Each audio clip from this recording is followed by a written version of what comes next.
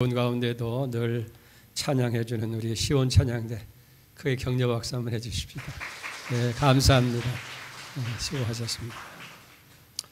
오늘 이 아침에도 하나님의 신령한 은혜가 여러분이 임하기를 주의 이름으로 축복합니다. 우리가 계속해서 요한복음 말씀을 우리가 나누는데 지난 1월 29일 이후에 우리가 조금 빠졌던 부분을 오늘 아침에 나누기를 원합니다. 한낮에 우물 길러 물가에 나왔던 사마리아 여인과 예수님의 대화에 대해서 우리가 1월 마지막 주일에 나누었습니다. 이 여인은 사실 예수님을 만나기 위해서 물가에 나온 것이 아니라 우연히 물을 길러 왔다가 예수님을 만나는 거예요. 여러분, 우리 인생살이도 그렇고 신앙생활에도 마찬가지예요. 만남이라고 하는 것은 참 중요한 거예요. 여러분에게 잘 만나는 그런 축복이 있기를 주의 이름으로 축복합니다. 근데 예수님과 이 여인이 만남을 가지는 동안에 민족적인 배경도 있고 문화적인 배경도 있어서 대화하는데 장벽이 있었어요. 그래서 예수님께서는 그 장벽을 허물기 위해서 먼저 여인에게 물을 달라 그렇게 요청을 합니다.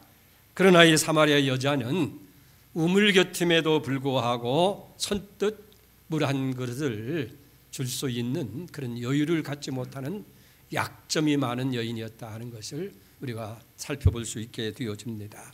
우리 4장 9절을 한번 보십시다.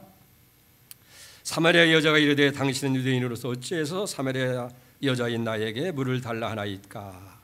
이는 유대인이 사마리아인과 상종하지 아니함이로라. 그때 예수님께서 말씀이 10절에 기록되어 있죠. 예수께서 대답하여 이르시되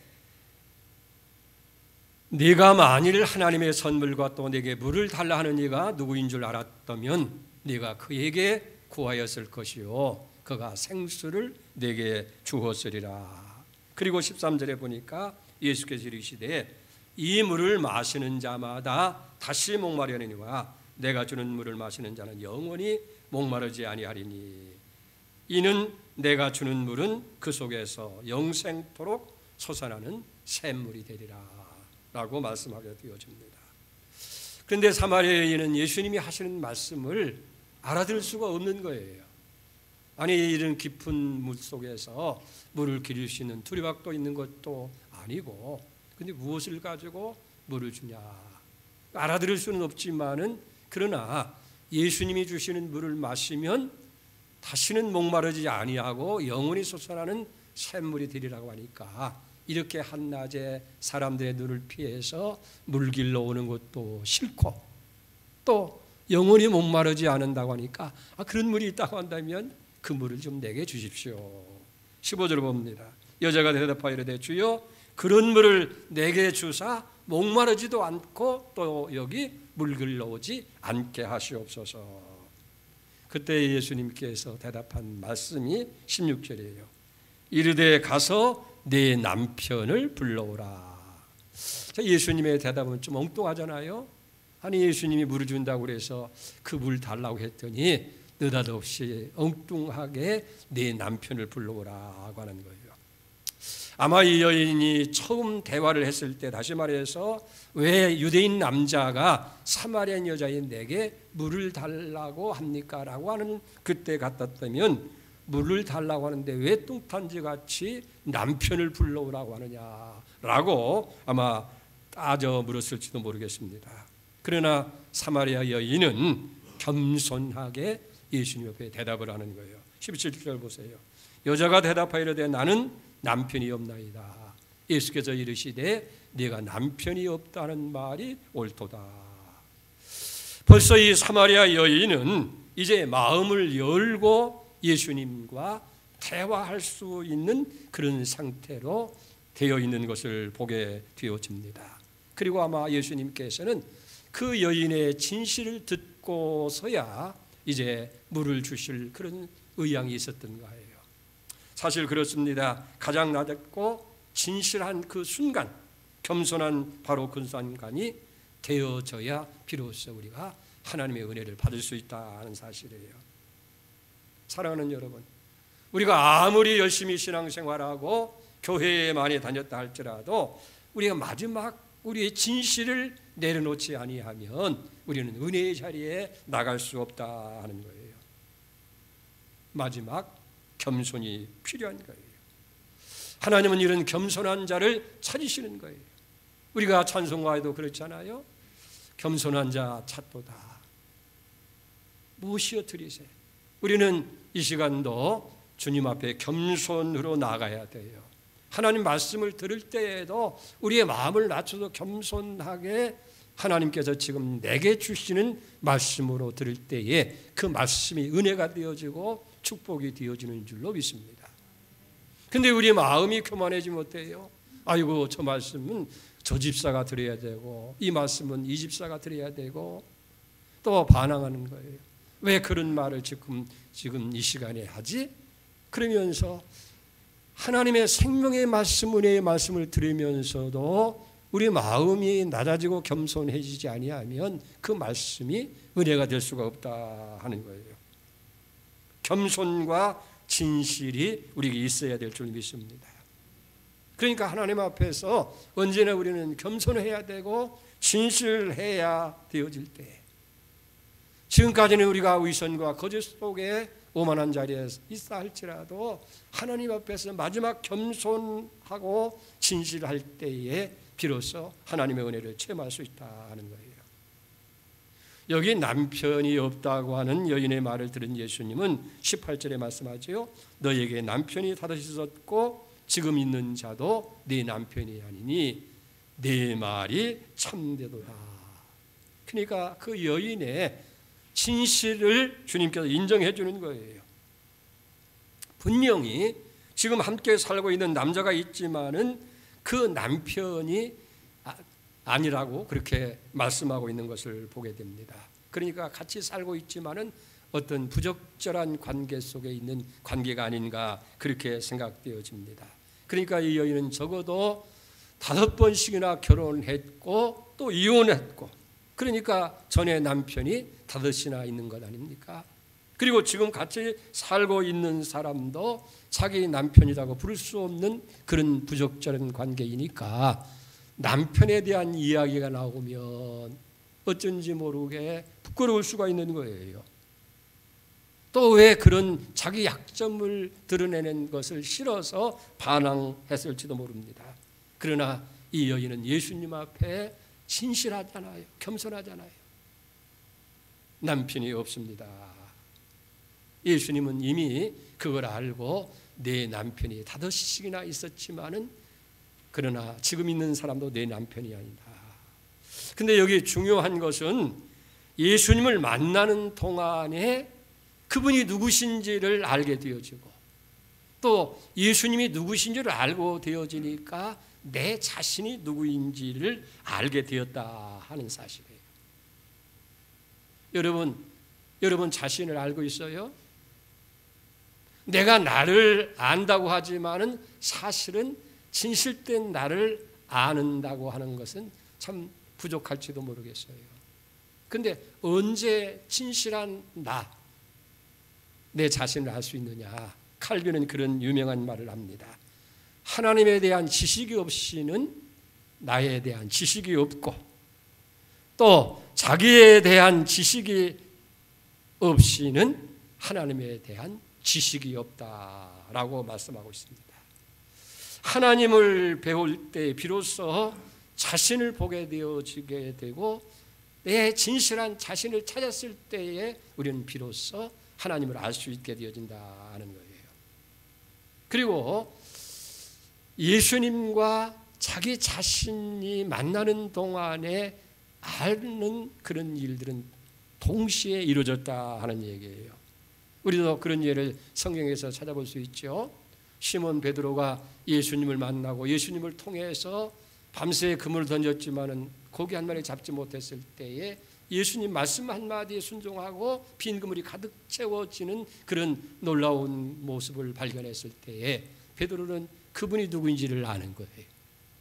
그리고 자신이 어떤 사람이라고 고백하잖아요. 누가복음 5장 8절에 보니까 주여 나를 떠나소서 나는 죄인으로소이다.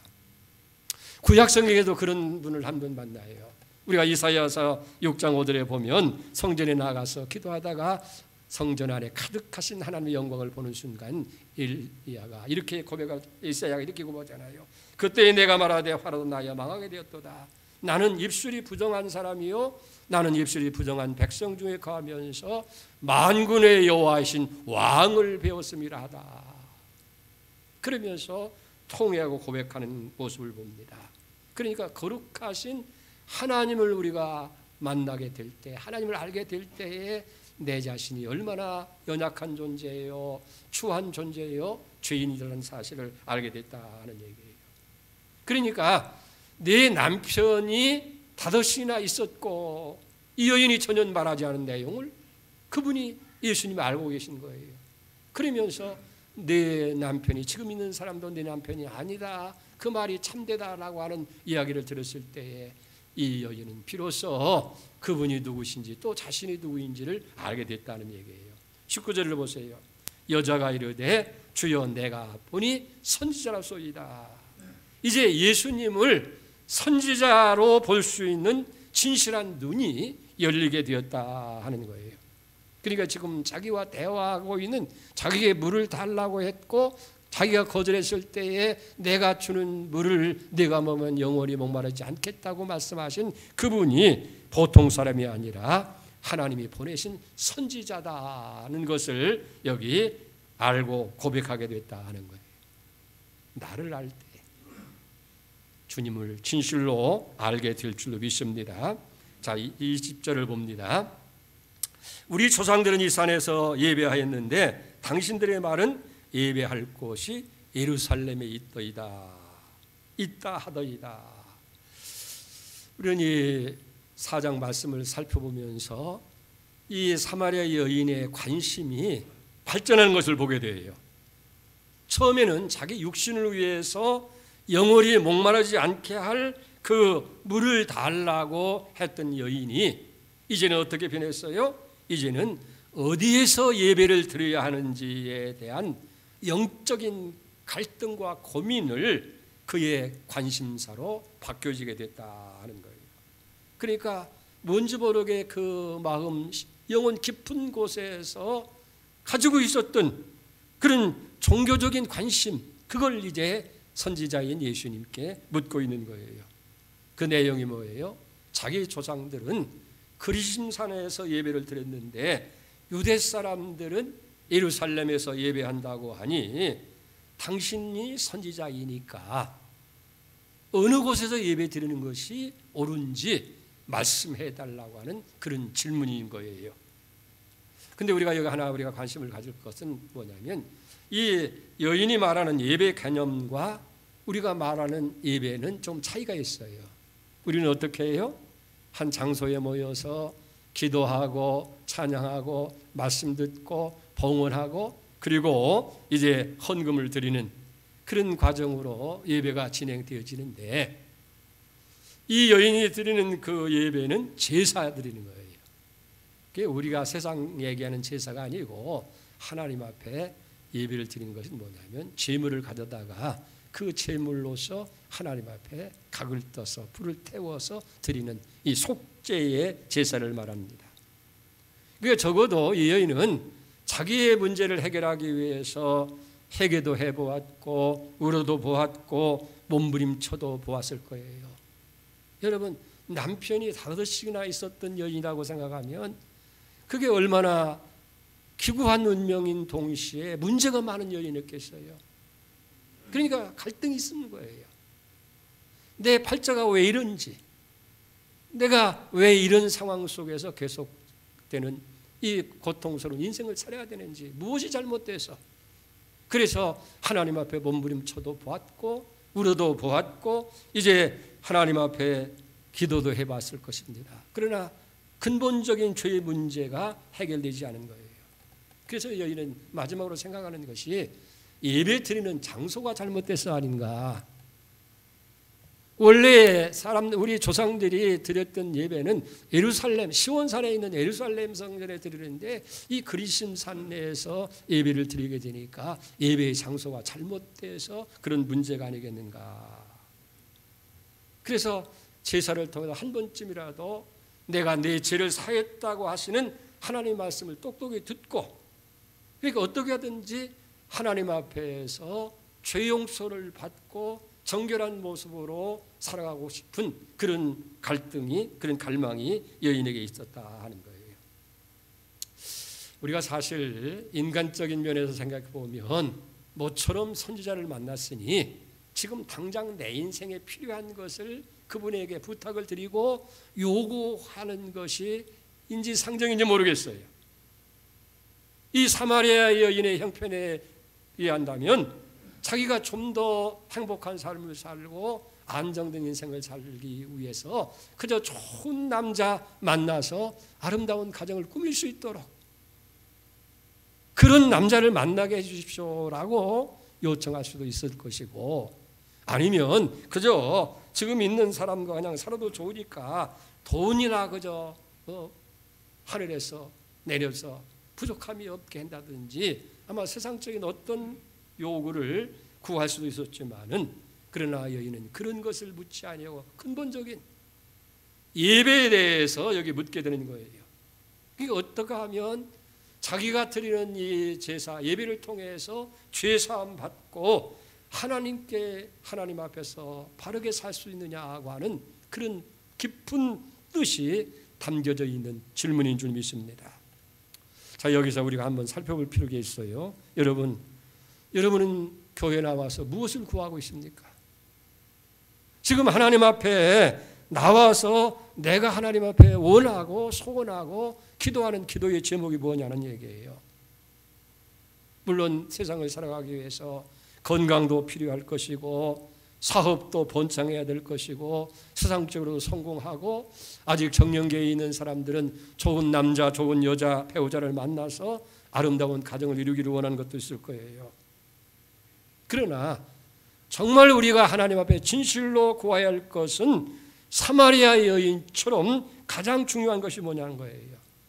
그건 죄사함을 받고 하나님 앞에 의로운 자가 되어지며 어떻게 하면 떳떳한 하나님의 백성, 하나님의 자녀로 살아가면서 하나님께 영광을 돌리는 삶을 살 것이냐, 그것이 우리의 간구가 되어야 된다 하는 거예요. 이것이 나의 간증이 되고 이것이 나의 기도의 제목이 되고 이것이 나의 진실한 소원이 되어야 된다 하는 얘기예요. 사마리아 여인이 묻는 예배의 장소는 그래서 그림신산이냐 시온산에 있는 예루살렘이냐 하는 거예요. 그런데 이렇게 예배 장소가 나눠진 데에는 역사적인 배경이 있어요. 원래 이스라엘 백성들은 하나님께서 시온산에 있는 그 예루살렘에 있는 시온산에서 성전을 만들어 놓고 거기서 예배를 하게 되어 있던 거예요. 거기에 솔로몬 성전이 있잖아요. 그런데 BC 930년 예수님이 오시기 전 930년에 이스라엘 땅에 어떤 일이 일어났냐면 나라가 남과 북으로 갈라지게 되는 거예요. 그래서 북쪽을 이스라엘, 남쪽을 유다라고 했는데 이제 북쪽에 이제 정치하는 사람들이 백성들이 자꾸 국경을 건너서 예루살렘에 가서 예배를 드리다 보니까 이게 정치적인 문제가 생기게 되는 거예요. 그래서 그 국경을 가로막고 그림신산에 거창한 성전을 지어놓고 여기 북쪽에 있는 이스라엘 백성들은 다 그림신산에서 예배를 드려야 된다.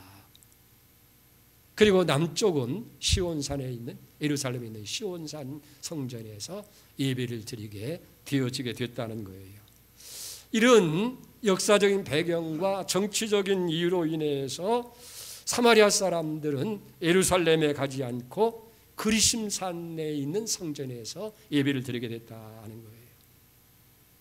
그러니까 이 사마리아 지방에 살고 있던 사람들은 뭔지 모르게 늘 마음 한구석에 끄림직한 것이 있었어요. 그건 우리 조상들이 그 옛날에는 예루살렘 성전에서 예배를 드렸는데 이 그림산에서 예배를 드리는 것이 정당하냐 하는 그런 문제예요. 이런 갈등을 이제 이 사마리아 여인이 예수님 앞에 내어놓고 지금 질문하는 거예요. 우리 조상들이 이 그리심산에서 계속해서 예배를 드려왔는데 당신들은 유다 예루살렘에서 예배를 드린다고 하는데 어느 곳에 예배를 드리는 것이 정당하냐, 바른 예배 드리는 장소냐라고 그렇게 묻게 되어집니다. 자, 여기에 대해서 예수님께서 어떻게 답변하셔요? 21절 보세요. 여자여 내 말을 믿으라. 이 산에서도 말고 예루살렘에서도 말고 너희가 아버지께 예배할 때가 이르리라. 이 여인의 관심처럼 예수님의 대답은 장소의 문제가 아니라는 거예요. 참으로 중요한 것은 예배할 때가 온다라고 말씀하시면서 23절을 봅니다. 아버지께 참으로 예배할 때가 오노니 곧 이때라. 아버지께는 이렇게 자기에게 예배하는 자들을 찾으시니라. 하나님은 영이시니 예배하는 자가 신령과 진리로, 영과 진리로 예배할지니라. 자, 그런데 아니 지금 장소의 문제를 가지고 자기는 심각하게 예수님께 묻고 있는데 예수님께서는 이 산에서도 말고 예루살렘도 말고 예배할 때가 온다. 그러면서 하나님께서 예배하는 자를 찾으시는데 그것은 장소의 문제가 아니라 영과 진리로 예배하는 자를 찾으신다 하는 얘기예요. 자, 그러니까 여러분 이 말을 쉽게 알아들을 수 있습니까? 우리는 수없이 설교도 들었고 이런 내용이 성경에 기록된 것을 알면서도 이게 과연 무슨 얘기지? 잘 알아들을 수 없는데 당시 사마리아 여인이 이 예수님의 말씀을 쉽게 알아들을 수 있겠느냐 하는 얘기예요. 근데 여기에 아주 중요한 영적 원리가 하나 있습니다. 이 여인이 어떻게 했나 보세요. 예수님이 그렇게 말씀하니까 거기에 대해서 다시 의심되는 건 모르는 것을 반문하지 아니하고 그대도 받아들이고 있다는 거예요. 이게 진정한 구도자의 모습이라 하는 거예요. 우리가 하나님의 진리의 말씀을 들을 때에 우리 인간의 이성으로 이해가 되어진다고 한다면 아멘 감사해야 되고, 이해가 되지 아니한다면 그게 하나님의 말씀이고 진리의 말씀이라고 한다면 그대로 받아들이는 것, 그것이 신앙인의 진정한 모습이라 하는 거예요. 그러면서 여기 예수님께서 뭐라고 말씀합니까? 장소의 문제가 아니다. 하나님은 영이시기 때문에 예배하는 자가 영과 진리를 가지고 예배해야 된다 하는 얘기예요. 그러니까 예수님 말씀하시는 것은 두 가지예요. 영으로 예배하고 진리로 예배해야 된다는 거예요. 그러면 영이라는 건 뭐예요? 영이라고 하는 것은 영어 성경에 보니까 인스피리트라고 얘기를 하고 헬라 말로는 퓨누마라고 그래요. 성령을 가리키는 거예요. 그러니까 예배는 성령님에 의해서 주도되는 예배가 되어야 된다 하는 얘기예요. 성령의 도우심으로, 성령의 감화하심으로, 성령의 감동으로 드리는 예배가 진실로 하나님께서 원하시는 예배, 하나님께서 찾으시는 예배라 하는 거예요. 그러니까 우리가 예배를 드릴 때 중요한 것은 뭐냐면 성령이 주도하는 예배가 되어야 된다는 거예요. 왜? 하나님 영이시기 때문에. 보세요. 성령의 역사가 일어나는 예배에는 회개가 있어요. 감동이 있고 변화가 있게 되는 거예요. 그리고 하나님의 은혜를 깨달아 알게 되어질 때에 우리의 감격이 있고 기쁨이 있잖아요. 성령으로 드리는 예배 속에서 우리의 성품이 변화되어지고 예수님의 성품을 닮아가지 않습니까? 악한 사람이 착한 사람으로, 불의한 자가 의로운 사람으로, 거짓된 사람들이 예배를 통해서 진실해지는 거예요. 그러니까 성령으로 예배 드림으로 우리는 하나님께서 기뻐하시는 산제사 예배가 되어진다. 그래서 영으로 하는 거예요. 성령으로, 성령에 의해서. 그 다음에 두 번째는 뭐라고 했어요? 진리로라는 거예요. 진리로 예배하는 거예요. 이 진리라는 말이 뭐예요? 진리는 영어 성경에 보니까 in truth라고 해요. 헬라 말로 보면 알레테이아라고 하는데 진실, 실체 그런 뜻이에요. 요한복음 17장 17절에 보니까 그런 진리로 거룩하게 하옵소서. 아버지의 말씀은 진리입니다. 또 요한복음 14장 6절에 보니까 내가 곧 길이요 진리요 생명이니 그랬어요. 진리가 뭐예요? 하나님 말씀이 진리고 예수님이 진리라 그런 이야기입니다. 그러니까 참된 예배는 예수님 안에서 하나님의 말씀으로 드리는 예배, 그게 참된 예배라 하는 거예요. 이게 하나님께 드리는 예배가 그저 인간의 편리한 대로라든지 인간이 생각하는 대로라든지 인간의 감정과 편리에 따라서 드리는 예배가 아니고 반드시 성령 안에서 하나님 말씀으로 드리는 예배, 그것이 진정한 예배가 된다 하는 거예요. 예수님 안에서 예수님 말씀 통해서 하나님을 만나고 하나님께 드리는 것, 그것이 참 예배라 하는 거예요. 그렇기 때문에 예수님께서 말씀하시는 것은 이 산이나 저 산, 이 장소가 중요한 것이 아니다. 중요한 것은 영적으로 신령한 하나님을 만나고 진실된 마음으로 하나님께 예배 드리는 것이기 때문에, 그렇기 때문에 우리는 하나님 앞에서 성령 안에서 말씀을 중심으로 말씀을 통해서 드리는 예배가 참된 예배다라고 그렇게 주님께서 말씀하고 있습니다. 하나님과 신령한 만남과 진실함이 있을 때에 비로소 예배가 되는데, 하나님과 신령한 만남, 진실적인 만남이 갖기 위해서는 우리가 인간의 편리가 아니고 성령에 의해서, 하나님 말씀에 의해서 드려진 예배가 되어질 때에 하나님과 바른 만남의 관계를 가질 수 있다 하는 거예요. 다시 말씀드립니다. 성령의 인도하심을 받고 진리의 말씀을 쫓아서 오직 영이신 하나님과 영적인 관계 속에서 예배가 드려져야 된다 하는 거예요. 예배가 이해가 되어집니까? 예배 안에서 예배 드린다고 하면서 어떤 프로그램이 좋고 또 거창한 뭐가 찬양이 있고 뭐 이런 것도 다 중요하지만은 가장 중요한 건 성령의 인도를 받아야 해요. 성령. 그리고 하나님 말씀 안에서 드려질 때 하나님과 진정한 만남이 있고 그것이 참된 예배가 되어진다 하는 거예요. 그러니까 예배라고 하는 것은 절대 형식이 문제가 아니라는 거예요. 어떤 프로그램에 의해서 어떤 장소에 의해서 중요한 것이 아니라 우리의 예배의 대상이 되시는 하나님과 바른 관계를 가지고 예배를 드리냐. 그 바른 관계가 뭐냐면 하나님은 영이시기 때문에 우리가 성령의 인도를 받아야 되고 말씀의 인도를 받아서 드려지는 그것이 참된 예배가 된다는 거예요. 이 말씀을 듣고서 이 사마리아 여인은 완전히 변화가 되어집니다. 자, 25절을 보십시다. 여자가 이르되 메시아 곧 그리스도로 하는 이가 오실 줄을 내가 아노니 그가 오시면 모든 것을 우리에게 알려주시리다. 지금은 모르지만은 그러나 메시아 그분이 오시게 되어지면 우리에게 정말 하나님과 온전한 예배를 드릴 수 있도록 그렇게 해줄 줄 안다고 고백을 합니다. 그때 예수님 뭐라고 말씀합니까? 네가 말하는 그가 바로 나다. 26절에 말씀하고 있는 것을 봅니다. 바꿔서 말하면 지금 너와 내가 대화를 나누는데 네가 원하는 그 메시아 그리스도가 나다.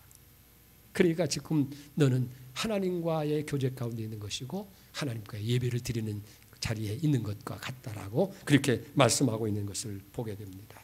그리고 이 여인은 정말 메시아를 만났습니다. 그리고 비로소 하나님 앞에 진정한 예배를 드리게 되는 거예요. 그러니까 이 여인이 물동이를 그 우물가에 버려두고 동네에 뛰어가서 모든 사람들에게 여러분 다 오십시오. 내가 메시아를 만났습니다. 내 부끄러운 과거를 다 얘기해 주신 그분. 이젠 과거에 부끄러운 게 문제가 아니에요. 정말 하나님 앞에서 자신이 부끄러웠던 과거에 대한 문제가 해결되고 보니까 오히려 그것이 간증이 되어지고 그것이 자랑이 되고 메시아를 증거할 때 모든 사람들이 다 예수님께 몰려와서 예수님을 만나게 되는 역사가 일어나게 된 줄 믿습니다. 로마서 12장 1절에 보면 너희 몸을 하나님 기뻐하시는 거룩한 산제사로 드리라. 이게 너희 드릴 영적 예배다라고 말씀합니다. 마틴 루터는 유명한 얘기를 해요. 하나님을 하나님 되게 하라는 거예요. 하나님을 우리 인간의 생각이나 하나님께서 아마 이런 거 좋아하겠지 해서 내 생각이나 내 방법을 가지고 만들어서 예배드린 것이 아니고 하나님으로 하나님 되게. 하나님이 참되시죠. 하나님이 영적이신 분이시죠. 그러니까 우리가 하나님 앞에서 하나님 되게 하는 방법이 영과 진리로 하나님 앞에 나갈 때 하나님을 영화롭게 하고 그 예배가 참된 말씀이라는 거예요. 우리의 생각으로 하나님께 나가는 것이 아니라 하나님의 뜻을 따라서 나가야 되는데 하나님 뜻을 따라 나가기 위해서는 성령의 인도를 받아야 되고 그리고 하나님의 말씀을 통해서 하나님께 나가야 된다는 거예요. 진실로 참된 예배는 영과 진리로 드리는 예배가 되어야 된다. 그렇기 때문에 우리는 먼저 하나님 앞에 나와서 겸손히 성령님 이 아침에도 우리와 함께 하시고 내 마음을 살피시고 내가 하나님 앞에 나갈 수 있도록 나를 거룩하게 하시옵소서. 그리고 하나님의 말씀으로 나를 깨끗게 하시고 정결케 하소서. 하나님의 진정한 예배를 드리게 해주십시오라고 그렇게 기도해야 될 줄로 믿습니다. 그저 인간의 감정이라든지 기복적인 그런 자세를 가지고 하나님 앞에 나가는 것이 아니라 경건하고 진실되게 정말 참 하나님을 만나는 그 예배가 영과 진리로 드리는 예배라고 하는 것을 여러분들이 기억할 수 있기를 바랍니다. 그러니까 다시 말해서 오직 하나님이신 예수님과 깊은 영적인 관계 속에서 드려지는 그 예배가 참된 예배라는 거예요. 장소나 프로그램이나 어떤 그런 것이 아니고 이렇게 영과 진리 속에 드리는 예배가 참된 예배고 하나님께서는 그런 자를 찾으신다는 거예요. 자, 예수님 말씀을 다시 한번 우리 결론적으로 들으십시다. 23절 24절 보세요. 아버지께 참되게 예배하는 자들은 영과 진리로 예배할 때가 오나니 곧 이때라. 아버지께서는 자기에게 이렇게 예배하는 자를 찾으시니라. 어떻게 예배하는 자? 영과 진리로 예배하는 자. 왜 그러냐고 하면 여기 24절에 하나님은 영이시니 예배하는 자가 영과 진리. 옛날 성경에 보면 신령이라고 그래요. 신령. 성령을 가리키는 것이죠. 진리는 진리는 뭐예요? 바로 예수 그리스도를 말씀을 가리키는 거예요. 오늘 여러분들이 언제나 하나님 앞에 성령을 통해서 말씀을 의지해서 예배하는 그런 예가 있기를 축복합니다. 기도하십시다. 하나님 아버지, 오늘 사마리아 여인이 예수님과의 만남을 통해서 진실로 예수님이 하나님인 것을 깨닫게 될 때 내 자신이 누구인지를 알게 됐습니다. 더 이상 사마리아 여인은 세상적인 것을 구하는 여인이 아니었음을 우리가 보게 됩니다. 주여, 이 아침에 우리도 하나님을 만나서 세상적인 욕망을 찾고 먹어도 또 목마른 그런 것을 찾는 저희가 아니라 이제 영원히 목마르지 아니하는 속에서 영생토로 솟아나는 샘물, 그것을 얻는 시간 되게 하여 주시옵소서. 오늘 우리 예배가 장소나 프로그램이나 어떤 형식이 아니고 영이신 하나님 앞에 영과 진리로 예배한다는 사실을 다시 한번 깨닫고 늘 성령의 인도를 받아서 말씀을 통해서 예배 자리에 나가는 저희들 되게 하시고 하나님이신 예수님과 참된 만남이 이루어지는 그런 역사가 있도록 축복해 주시옵소서. 예수님의 이름으로 간절히 기도 올려옵나이다. 아멘.